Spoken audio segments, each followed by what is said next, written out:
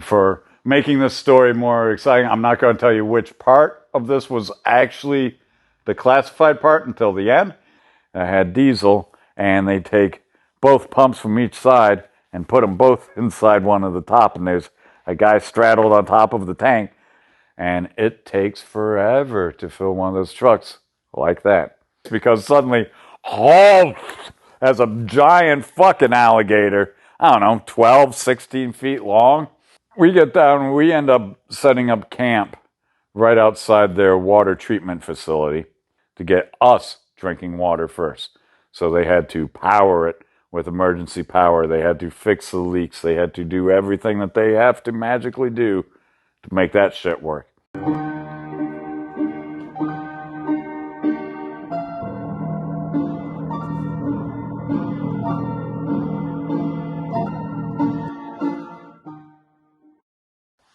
So being headquarters company and an engineering aide, I'm good at drafting, surveying, concrete analysis, and design. Basically, paperworky stuff, not digging ditches or swinging hammers. I can't mechanic save a machine to save my life. I'm friends with all those people. And that's why when one of them says that one of the guys got injured one day, comes into the tent, I know it's because I'm doing all of the time cards. And I mind you, time cards for different projects that they're doing out in the field, and they have to report back, and I write down how many hours the people spent on each project to get different aspects done. I don't know who's billing who and how this all works in the military. It seemed like a bunch of bullshit at this point. But one of them comes back injured, so I get an injured report. How the fuck did he get injured? Well, he got injured on the site. No, he actually got injured in camp. They have strapped down the load and the vehicle, same as machinery and all that. They chain it all down. They put a chain on. They got to come along, which is a clicking mechanism that tightens the chain.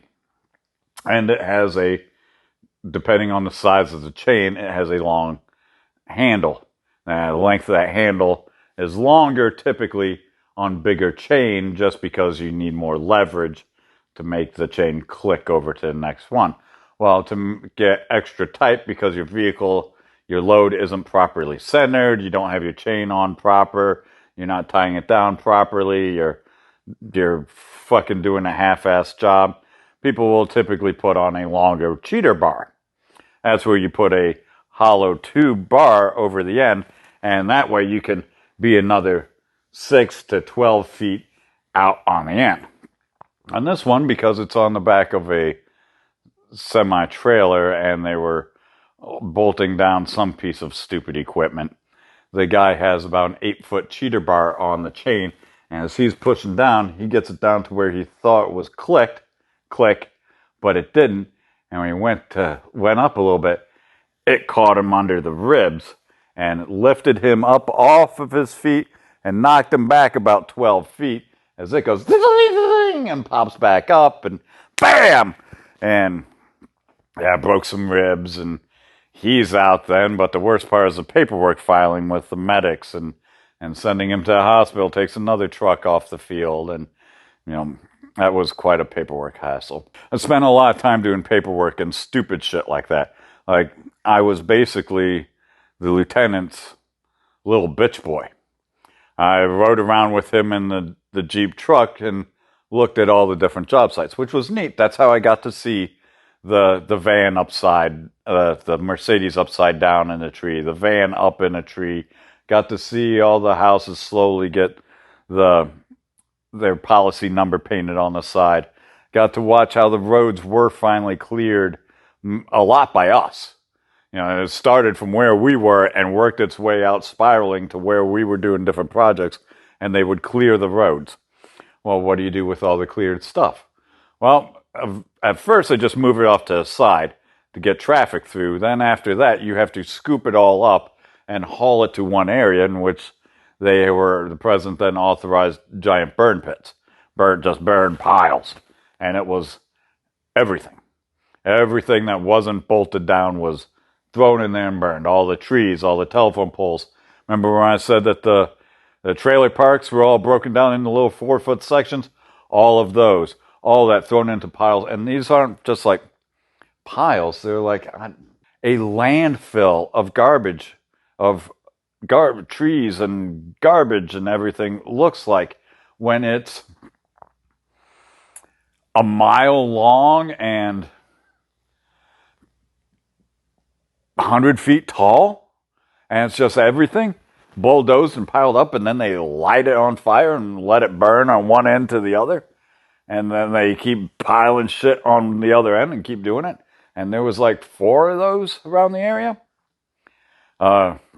Just incredible to think about. But what else are you going to do with all the fucking trees? With all that shit. We go to a school. I assume this one was a school. It's hard to tell. All these buildings look the fucking same. It could be, there's nothing like schools. It's more that like every daycare center has a school. Every hospital has a school room. These places all had a room that looked like a school room. So I never knew what we were in unless it told me what building we were in. And he goes, we're in something elementary school. Oh, okay. Cool. And it was a weird school. Is mainly in a modular outside schools. Yeah, wow, I haven't thought of that place in a while. Flat roof design, vertical windows, concrete around. It was probably pretty nice before a hurricane fucked things up. The rooms were all individualized. And they led outside, not into central hallways. The hallways were outside because it's in South Florida. The weather's always nice, like in Hawaii. Or it's just hot. We go, and we're walking through the one, and the ceiling tiles. Ceiling tiles become an issue. Depending on the year and the size of the ceiling tile determines if the ceiling tile is normal ceiling tile or if it's asbestos ceiling tile. In Florida, they really like to use asbestos ceiling tile. They use asbestos ceiling tile in the 6-inch through the 8-inch size exclusively, and never in the 14-inch or bigger. And it's that gray area in between 8 and 14 that depends upon the year. And we're walking through, and I'm like, hey, sir, these ceiling tiles, these asbestos. No, they're not asbestos. Look, they're only 10-inch tiles, so they're not asbestos, and this building's made in the 70s, so it's not asbestos. Okay. I take him face value. He's a fucking lieutenant. He's an engineer. All right, I'll send the troops in. Next day, on the next 2 days, the people are in there cleaning, shoveling it all up, putting it in bags, and suddenly people in white spacesuits, full mask, hoods, everything, full gloves, comes in from the EPA. And it's like, what the fuck are you all doing here? And they're like, well, we got orders to clean this place out, shovel it all away, strip it down so it can be redone and open back up. And they're like, they got orders to destroy it all and bury everything there because all the ceiling tiles are 100% asbestos. Great. So there's... everyone, unbeknownst to them, got exposed to a lot of asbestos. Even me and Lieutenant, as we walked through, I know there was an article, an entry in my medical record about asbestos exposure to it, and which has nothing to do with me getting lung cancer later on, different type of lung cancer. I don't know how many other people got asbestosis that were down there, especially the workers that were actually shoveling it and cleaning it for 2 days before the EPA came and shut them all down and chased them out. Probably a few. And we get back, one of the other times we're at the office, it's really the command tent, and the lieutenant's just, I don't know if he's just getting tired of the job or if he's done playing G.I. Joe or if he's getting too much stress or maybe home life, I don't fucking know. But I know there was a definite shift in his opinion in trade, where he seemed more defeated, and suddenly now I have to write the sit reps, which is a situation report, and then I have to hand the sit rep to him for him to sign, so then I could type it all in and send it. Not normal. He's supposed to write the sit reps, and that's one of those not classified but restricted information things. I'm not supposed to know what's on there. You know, that's way above my pay grade.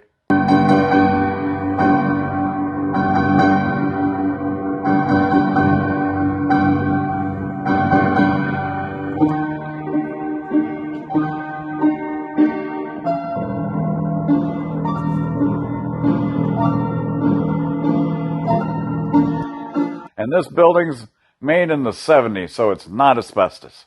People in white spacesuits, full mask, hoods, comes in from the EPA because all the ceiling tiles are 100% asbestos.